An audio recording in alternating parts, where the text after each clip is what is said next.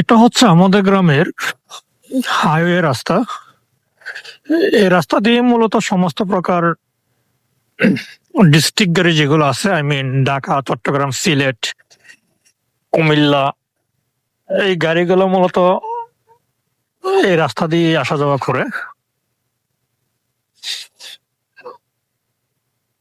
এই রাস্তার সবচেয়ে বড় সৌন্দর্য হচ্ছে আপনার দুই পাশে গাছগাছালি। কারণ আমাদের দেশটাই হচ্ছে একটা নদীমাতৃক দেশ এবং সবুজ সমারোহের দেশ, এটা কথাই আসছে। বাট আমাদের এই গ্রামটা কিন্তু আসলে আপনার নদীমাতৃক।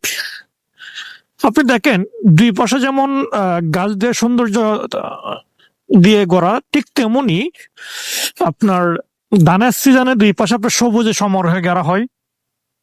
আবার বর্ষাকালে আপনার দুই পাশে থাকে আপনার পানি। যখন নদীমাতৃক দেশ একটা কথা আছে না, তো এইদিকে তাকালে আপনার তখন নদীমাতৃক দেশ হয়ে যায়।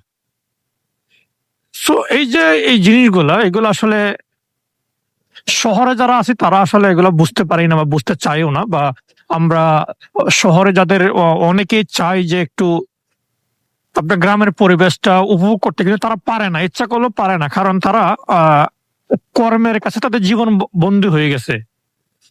দেন যদি আপনি সহজ বলা হয়, আমরা অন্যের কাছে আমাদের নিজের স্বাধীনতা জিম্মি করে জীবন পরিচালনা করতেছি। সামনে হচ্ছে আপনার পূর্ব চৌরাস্তা বাজার।